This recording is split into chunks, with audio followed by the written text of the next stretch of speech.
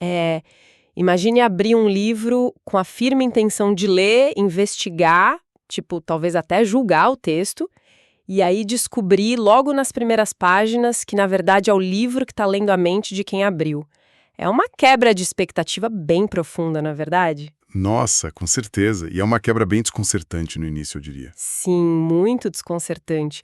Porque a nossa tendência natural, a nossa zona de conforto, é buscar textos que confirmem quem a gente já é. Mas a verdadeira literatura sagrada faz o exato oposto, ela nos desvenda.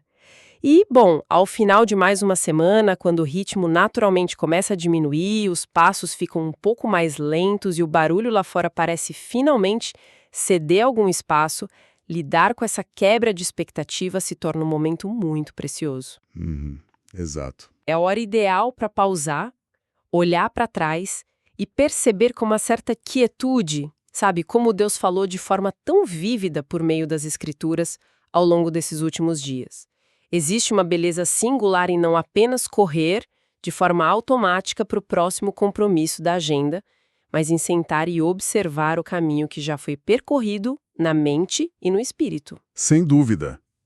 Há um poder imenso, um poder quase terapêutico e profundamente espiritual nessa pausa intencional. O que é fascinante aqui, e que me chamou muita atenção, é notar o fio condutor que uniu cada reflexão desta semana. Sim, teve uma linha muito clara, né? Muito clara. Ao olharmos para o panorama de tudo que foi estudado e assimilado por quem nos acompanha, fica inegavelmente claro que a palavra de Deus não é de forma alguma um mero manual de instruções Uhum. intelectual ou bagagem histórica. Ela se revelou dia após dia como o agente de uma transformação contínua de caráter. E, olha, existe uma linha divisória muito profunda nisso. Qual seria essa linha na sua visão? É a imensa diferença entre apenas passar os olhos por um texto sagrado, sabe, só cumprindo uma tabela de leitura para aliviar a consciência e, de fato, permitir que a estrutura desse texto molde a vida, que influencie as decisões e altere a própria essência de quem crê. Perfeito, e é exatamente essa a missão da nossa reflexão neste momento. O objetivo hoje não é, veja bem, não estamos aqui para apresentar um conceito teológico completamente novo ou adicionar uma tarefa extra para ser feita na semana que vem. O propósito é consolidar. Consolidar, exato. É pegar tudo isso e guardar no coração. Reconhecer com muita gratidão o agir silencioso, persistente e poderoso de Cristo na vida de quem reserva esse espaço. E, bom, por falar em espaço, para que a palavra realmente transforme a nossa natureza, ela precisa de terreno, não é? Uhum. Precisa de um lugar para criar raiz. Sim, precisa de solo arado. Isso nos leva diretamente àquela tensão que permeou as nossas mentes nos últimos dias, que é a luta feroz contra o relógio. Aquele embate constante, diário, entre a rotina absurdamente acelerada da modernidade e a necessidade inegociável de ter tempo com Deus. Pois é. E essa tensão é, muito provavelmente, o maior e mais silencioso desafio espiritual da nossa geração. Nós vivemos na era da atenção fragmentada. Nossa, nem me fale. A correria diária tem transformado a comunhão, que deveria ser um mergulho profundo, em algo extremamente superficial. Existe um desejo autêntico, eu acredito nisso, sabe? Uma fome sincera de crescer espiritualmente na alma humana. Sim, a intenção está lá. Está lá. Mas a falta de prioridade, que o nosso cérebro rapidamente disfarça com a velha desculpa da falta de tempo, acaba gerando um vazio imenso. E o mais perigoso de tudo isso é que esse vazio muitas vezes coexiste com práticas religiosas aparentes. Como assim? A pessoa frequenta os ambientes, repete os jargões da fé, mas no íntimo a conexão vital está completamente desidratada pela pressa. Certo, vamos desvendar isso, porque a analogia aqui precisa ser confrontada de frente. O mundo moderno nos treinou com uma eficiência até assustadora para buscar uma espécie de fast food espiritual. Exatamente, o fast food. Nós fomos condicionados por notificações de celular e entregas no mesmo dia a exigir rapidez. A gente quer conveniência o tempo todo. Uhum. Queremos uma resposta divina, uma paz que excede o entendimento, mas entregue em 3 minutos ou menos, sabe? Como se a eternidade pudesse ser exprimida na pressa do nosso cronograma diário. É uma ilusão, né? Total. Fala-se muito que o amadurecimento espiritual exige um cozimento lento, uma permanência. Mas vamos ser honestos aqui e colocar o dedo na ferida. Vamos lá. Falar sobre cozimento lento e permanência é lindíssimo na teoria. Mas na prática, quando o despertador toca às 6 da manhã, a casa está um caos, o trânsito está parado e a caixa de e-mails já está lotada, então exigir essa constância contemplativa não soa quase como um peso extra? Sim, pode soar assim. Não acaba se tornando apenas mais uma culpa, um legalismo a mais para quem já está exausto tentando sobreviver ao dia? Como diferenciar a disciplina necessária de um fardo religioso? Essa é a pergunta fundamental, e é essencial não romantizarmos a exaustão moderna. A diferença entre o fardo e a verdadeira disciplina ficou cristalina quando olhamos para a mecânica de como Jesus Cristo operava. Ah, o exemplo perfeito. Sim, se queremos uma prova de como isso funciona na prática, basta observar a rotina histórica dele. A vida de Jesus era incrivelmente demandante.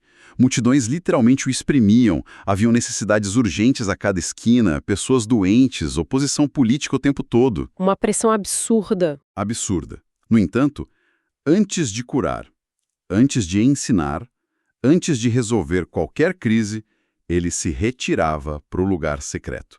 E aqui está o ponto crucial que muda tudo. Ele não fazia isso como quem cumpre uma lista de tarefas religiosas para aplacar a ira de Deus. Não era um checklist. Não, de jeito nenhum. Ele fazia isso para alinhar o seu próprio sistema operacional, digamos assim. A comunhão intencional não é uma obrigação que drena nossa energia. Pelo contrário, é a fonte que nos impede de sermos esmagados pelas obrigações. Nossa, isso é forte. A fonte que impede o esmagamento. Exato. E isso se conecta perfeitamente com a metáfora agrícola de João, capítulo 15, verso 4, onde o convite de Cristo é: permaneçam em mim. Ah, a imagem da videira e dos ramos. Exatamente essa. Pense no contexto agrícola daquela época. Um ramo não acorda de manhã e faz um esforço colossal, tremendo de tanta força de vontade para conseguir produzir uma uva. Não tem como, né? Não tem. O esforço do ramo é um só, que é manter-se conectado ao tronco. É a seiva que flui do tronco que faz todo o trabalho complexo de gerar o fruto. Quando a gente entende isso, a culpa e o legalismo desaparecem. Fica muito mais leve. Muito. A dependência de Deus é construída nessa constância de conexão, mesmo naqueles dias caóticos em que falta qualquer traço de motivação ou de emoção no peito. A decisão de buscar a Deus, de ler a palavra, de orar, mesmo sem a faísca do entusiasmo humano, é exatamente o que constrói os canais por onde essa seiva espiritual vai fluir durante o caos do dia. É uma mudança total de paradigma. É sair daquela busca frenética por arrepios espirituais, por experiências catárticas de fim de semana e entrar na beleza silenciosa da lealdade diária. Lealdade diária. É entender que a conexão, mesmo que pareça passiva, mas que é firme, é o que nos sustenta. E bom, uma vez que compreendemos que o tempo e a prioridade formam esse cordão umbilical, a nossa jornada nessa semana avançou para uma camada ainda mais íntima. Que é a forma como nos aproximamos da palavra. Exatamente, a forma como lidamos com o texto sagrado. Afinal, não basta ter meia hora livre e o livro aberto em cima da mesa. É preciso ter a postura correta. E aqui é que a coisa fica realmente interessante. Nós fomos confrontados com o imperativo do estudo profundo, mas, logo em seguida, com um alerta contundente sobre a humildade. Pois é, andam de mãos dadas, ou pelo menos deveriam. Isso traz um paradoxo doloroso. O estudo profundo, sabe, o acúmulo de conhecimento teológico, histórico, ir lá e pesquisar o original grego ou hebraico e tudo isso não tem, historicamente falando, a tendência de deixar o ser humano mais arrogante? Tem, infelizmente, tem muito. O orgulho intelectual é uma armadilha muito sutil. É como tentar usar um mapa para moldar o terreno real. A nossa natureza nos faz tentar achatar as montanhas e ignorar os vales da Bíblia para que o texto caiba perfeitamente no pequeno mapa das nossas próprias opiniões políticas, culturais ou pessoais. O ego quer controlar a leitura. Sim. Então, como a humildade entra nessa equação para quebrar essa arrogância de achar que o nosso mapa é maior que o terreno de Deus? Essa analogia do mapa e do terreno ilustra perfeitamente a armadilha do viés de confirmação. Psicologicamente falando, o cérebro humano odeia a dissonância cognitiva. Ele simplesmente odeia estar errado. Com certeza. A gente folha de estar errado. Fugimos o tempo todo. Então, é muito reconfortante e neuroquimicamente recompensador abrir as escrituras e pensar um verso isolado que parece validar as nossas opiniões pessoais ou o comportamento do grupo ao qual pertencemos. É o famoso texto fora de contexto. Exato. Mas a reflexão desta semana atuou como um bisturi cirúrgico contra esse perigo. O estudo bíblico sem humildade não passa de um exercício inútil de vaidade acadêmica. O orgulho intelectual nos coloca ali, sentados na cadeira do juiz, com a Bíblia no banco dos réus, decidindo o que é aceitável e o que está ultrapassado segundo o nosso mapa. Nossa, isso é uma inversão perigosa. Muito perigosa. A verdadeira aproximação exige que nós é que sentemos no banco dos réus, confessando que o nosso mapa está irremediavelmente incorreto, sempre em busca de perdão e de um recálculo de rota contínuo. O que exige uma coragem absurda, convenhamos, porque significa permitir que o texto nos contrarie profundamente. E é exatamente essa a dor e a cura do processo. Sabe, o estudo profundo que foi abordado não é sobre acumular trivialidades geográficas do Antigo Oriente Médio só para vencer debates teológicos na internet ou em casa. É sobre orar, refletir e, acima de tudo, render o próprio ego. Foi levantada uma frase central que define bem o mecanismo de como isso funciona. A Bíblia não foi dada para se ajustar à vida, mas para transformar a vida. Para transformar, exato. A transformação acontece justamente nesse momento de atrito, quando a gente deixa o texto quebrar os nossos preconceitos, em vez de usarmos o texto para defendê-los. É por isso que o Salmo 119, verso 105, é tão cirúrgico ao dizer que lâmpada para os meus pés é a tua palavra e luz para o meu caminho. Essa imagem da lâmpada é linda. E pense na física de uma lâmpada numa estrada escura. A luz não serve de nada para quem quer ficar sentado no escuro abraçado às próprias convicções. Nem para quem quer ditar a própria rota fechando os olhos. É verdade. A palavra só ilumina de fato a mente e o caminho daquele que aceita dar o próximo passo na direção que a luz aponta, mesmo que não seja absolutamente a direção que a pessoa tinha planejado inicialmente. Isso retira completamente o ser humano do centro do universo, né? E devolve a coroa a quem é de direito. O ego deixa de ser o sistema operacional central da mente e a palavra assume a direção. E o que é fascinante é a consequência lindíssima de quando essa rendição de fato acontece. Sim, o resultado é maravilhoso. Porque quando a palavra quebra o nosso orgulho, quando paramos de brigar com o terreno e aceitamos a correção da rota, algo extraordinário e quase contraintuitivo ocorre. Que é a mudança no paladar, certo? Exato. O estudo deixa de ser uma leitura árdua, sabe? Um dever frio de um crente cansado que só quer bater a meta do dia e passa a ser uma experiência profundamente prazerosa. Encontramos a doçura da mensagem. Fomos lembrados daquela imagem milenar, tão poética, de comparar a palavra de Deus ao mel. A doçura inconfundível. Isso ativa um gatilho muito humano. Pense na última vez em que provou uma comida espetacular, ou que dobrou uma esquina e deu de cara com um pôr do sol inacreditável. O nosso primeiro instinto neurológico não é fechar a cara e guardar aquilo em segredo. Nunca. A gente quer compartilhar na hora. Sim, o instinto visceral é dar um toque no ombro de quem está do lado e dizer, tipo, olha isso, ou você precisa provar isso. A alegria verdadeira é naturalmente expansiva.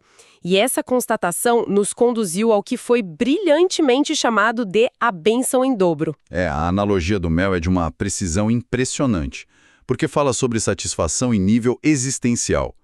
Nós vivemos bombardeados por estímulos o tempo todo. O mundo oferece uma vitrine infinita de prazeres rápidos, mas quase todos eles deixam um gosto amargo de ressaca ou um vazio tremendo quando acabam. Uma sensação de que está faltando algo. Pois é, nenhum deles preenche o cerne da alma. A palavra, quando compreendida em humildade, sacia. E como você bem ilustrou com a comida e o pôr do sol, a doçura que transforma o caráter é indomável. Ela vaza pelas bordas. Deus, em sua sabedoria infinita, não planejou o estudo das Escrituras para ser um fim em si mesmo. Não é para a gente reter só para nós. Não. Não é para criar um monge isolado no topo de uma montanha, nem uma represa de águas estagnadas onde o indivíduo acumula graça apenas por próprio benefício. A bênção em dobro revela a mecânica perfeita do compartilhamento. E como funciona essa mecânica? Quando a gente verbaliza a verdade que nos curou para consolar outra pessoa, o nosso próprio cérebro e espírito ouvem aquela verdade novamente. E aí ela se enraiza ainda mais fundo em quem fala, enquanto leva vida a quem ouve. É um ecossistema perfeito. Não é uma transação financeira onde, tipo, se eu dou R$ 10, eu fico com R$ 10 a menos. Na economia espiritual, o doador multiplica o que tem no exato ato de entregar. Exatamente. A referência ao livro de Isaías, capítulo 50, verso 4, sobre ter a língua dos eruditos para saber dizer uma boa palavra ao cansado, ilustra isso de forma muito comovente. Muito. A palavra multiplicada aniquila o isolamento espiritual, que é uma das maiores doenças modernas. Ela atende a um chamado divino urgente e profundamente amoroso. Sabe, quando uma pessoa transborda a esperança que a resgatou, ela passa a operar não apenas como um leitor da Bíblia. Ela vira um instrumento vivo, um canal respiratório pelo qual Cristo leva oxigênio para resgatar quem está afundando no desânimo. Quem aprende é transformado por dentro e quem ouve é alcançado por fora, formando uma rede de graça que sustenta toda a comunidade de fé. Então, o que tudo isso significa, agora que os dias passaram, as leituras foram feitas e a semana de fato se encerra? Nós caminhamos pela urgência de fincar prioridades em meio ao caos de uma rotina esmagadora. Exploramos a psicologia e necessidade espiritual de uma aproximação humilde. Que desmonte os nossos mapas, né? Isso, que desmonte os mapas e aceite o terreno de Deus. Saboreamos a doçura de uma mensagem que não apenas informa o cérebro, mas que refaz a alma e que inevitavelmente exija transbordar em bênção para os que estão à nossa volta. É um ciclo completo. Chegamos agora a um momento de reunir todos esses fios tão valiosos. É o momento da consolidação, da interiorização daquilo que foi vivido. E aí vem uma pergunta importante.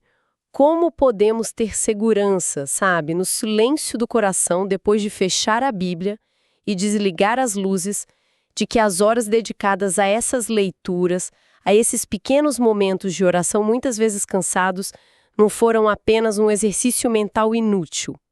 Como saber que não foram em vão? Essa é a dúvida silenciosa que costuma assombrar a mente sincera. Principalmente naqueles dias em que os resultados imediatos não são visíveis. Sim, quando a gente não sente nada de diferente. Mas a resposta traz uma paz imensa e um alívio gigantesco para os nossos ombros. Precisamos resgatar uma perspectiva pastoral e tranquilizadora que permeou todos os nossos dias de reflexão. A poderosa afirmação de Isaías 55, verso 11. Que diz que a palavra não volta vazia. Isso mesmo. Não é apenas poesia, é uma lei espiritual. Deus garante que a sua palavra, que sai da sua boca, nunca volta para ele vazia. Assim como a chuva e a neve descem e não voltam sem antes regar a terra e fazê-la brotar, a palavra sempre cumpre o propósito para o qual foi enviada. Uau, isso muda a perspectiva inteira. Muda tudo. Significa que o sucesso da jornada espiritual desta semana não dependeu da nossa capacidade de memorização fenomenal, nem da ausência de distrações do dia a dia. Ainda bem, porque distrações não faltam. Pois é, não faltam. E nem dependeu da nossa força de vontade inabalável. Dependeu da própria natureza viva da semente que é a palavra. Se houve algum crescimento percebido, sabe? Se ocorreu um momento mínimo de clareza mental. Um pequeno ajuste de rota? Exato. Um ajuste de rota. Um arrependimento silencioso no meio do trânsito, ou apenas um desejo renovado de continuar tentando no dia seguinte. Tudo isso é fruto da graça contínua de Cristo operando de forma quase subterrânea no coração humano. A fé não é apenas um pacote de informações estáticas. Ela é uma semente que, uma vez plantada, ganha vida própria e se torna segurança espiritual. É de um alívio quase indescritível perceber isso. Perceber que o peso monumental da santificação e da transformação não está concentrado nos frágeis ombros humanos de quem lê, mas repousa seguro na promessa de quem falou. É o descanso verdadeiro. A palavra carrega energia para cumprir a si mesma. O nosso papel é quase escandalosamente simples se comparado a isso. É apenas oferecer o solo do coração, mantê-lo arado pela humildade sincera e regá-lo com o tempo pacientemente dedicado à comunhão, lembrando sempre de se manter conectado à videira. O que nos ensina de forma bem prática que a caminhada com Deus é feita de constantes e misericordiosos recomeços. Se em algum dia dessa semana faltou foco, se o celular roubou a atenção, se a rotina acabou engolindo os minutos que seriam de leitura, a graça não se esgota. Não mesmo. Ela sempre oferece um amanhã para abrir o livro novamente, sem condenação. E isso levanta uma reflexão importante e um tanto misteriosa para este momento de encerramento. Pense na invisibilidade de uma semente debaixo da terra. Se a palavra de Deus age exatamente assim, como uma semente divina que tem vida autônoma e que nunca falha no seu propósito final, de que maneira silenciosa e completamente surpreendente as verdades que foram plantadas na mente de quem nos acompanha ao longo destes últimos dias continuarão a florescer. Como essas certezas, talvez esquecidas no meio da rotina, emergirão repentinamente em uma terça-feira difícil daqui a 2 meses, gerando vida, consolo e direção, muito tempo depois de o livro ter sido fechado. Essa é a beleza indiscutível do mistério que envolve o crescimento espiritual. A semente fica ali, escondida no escuro do solo, completamente fora da nossa visão. Mas o trabalho de germinação jamais para. A vida continua pulsando debaixo da terra, no seu próprio ritmo perfeito. Que a paz profunda do dever cumprido e da comunhão sincera alcance, abrace e acalme cada coração neste exato momento. Que Deus continue guiando os passos de quem nos acompanha, iluminando os caminhos, destrinchando as escolhas e alinhando os pensamentos com a luz inconfundível e acolhedora da sua verdade. Que esta mensagem permaneça viva, doce ao paladar da alma e abundantemente transbordante na vida de cada um. Até o próximo estudo, se Deus assim permitir.